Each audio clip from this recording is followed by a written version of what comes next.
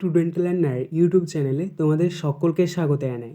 আজ আমাদের আলোচ্য বিষয় ষষ্ঠ শ্রেণীর ইতিহাস বিষয়ের ফার্স্ট সামারেটিভ এক্সাম অর্থাৎ প্রথম পর্যায়ক্রমিক মূল্যায়নের একটা উত্তর সহ নমুনা প্রশ্নপত্র নিয়ে।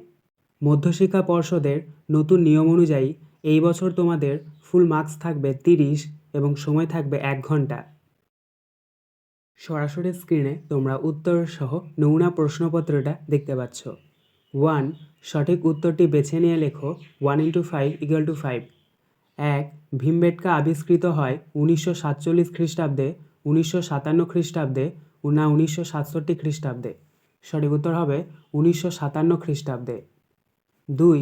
আদিম মানুষের জীবনে প্রথম জরুরি আবিষ্কার হলো চাকা, আগুন না ধাতু?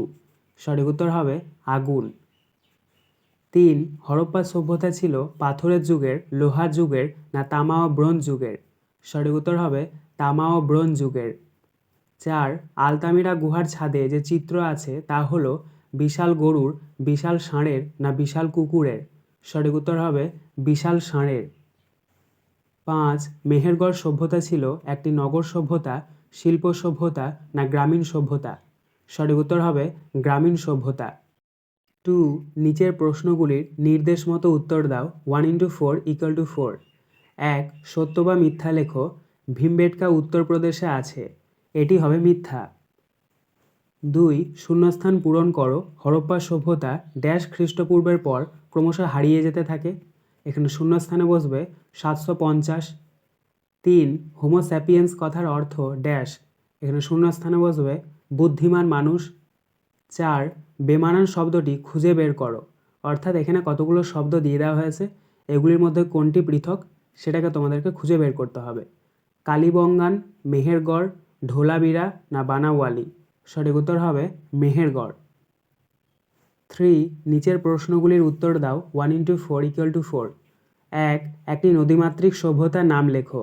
উত্তর সিন্ধু সভ্যতা। 2. হুন্সগি উপত্যকা কোথায় অবস্থিত? উত্তর কর্ণাটকের গুলবর্গা জেলার। 3. আদিম মানুষের প্রথম হাতিয়ার কী ছিল? উত্তর ভোঁতা পাথর। 4. 13 শব্দের অর্থ কী? উত্তর ষাঁড় ষাঁড়। 4. নিচের প্রশ্নগুলির উত্তর দাও 2 × 3 = 6। 1. সিটাডেল কী? উত্তর হরপ্পা নগরগুলিতে বসতি অঞ্চল দুটি স্পষ্ট ও আলাদা এলাকায় ভাগ করা ছিল। শহরে একটি উঁচু এলাকা থাকত, প্রত্নতাত্ত্বিকরা তাকে বলেন সিটাডেল। 2. এব কাদের বলা হতো, এদের আদি বাসস্থান কোথায়? উত্তর লক্ষ লক্ষ বছর আগে পৃথিবীতে এক প্রকার বড় বানর ছিল যাদের কোনো লেজ ছিল না, এদের এব বলা হতো। এদের আদি বাসস্থান ছিল আফ্রিকা মহাদেশের পূর্ব অংশের ঘন জঙ্গলে। 3. হরপ্পা সভ্যতাকে প্রায় ঐতিহাসিক যুগের সভ্যতা বলা হয় কেন? উত্তর হরপ্পার লোকেরা লিখতে জানলেও সে লেখা আজও পড়া যায়নি।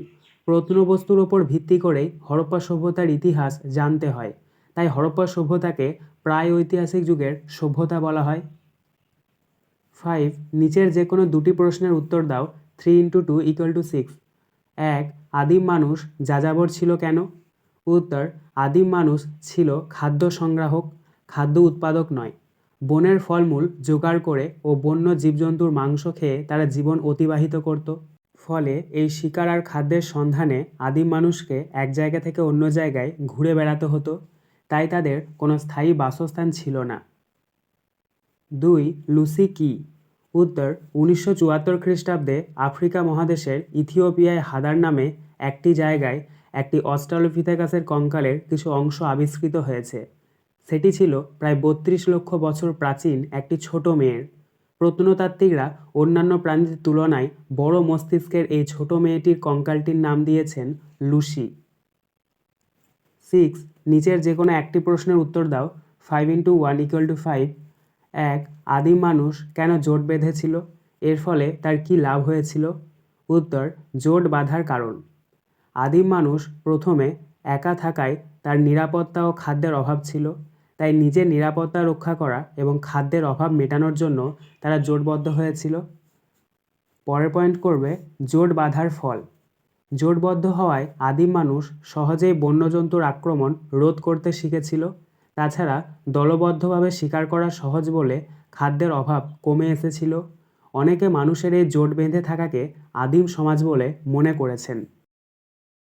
আজকের আলোচনা পর্বটি এখানেই শেষ হলো। আশা করি ভিডিওটি তোমাদের ভালো লেগেছে। যদি ভালো লাগে একটা করে লাইক করে দিও।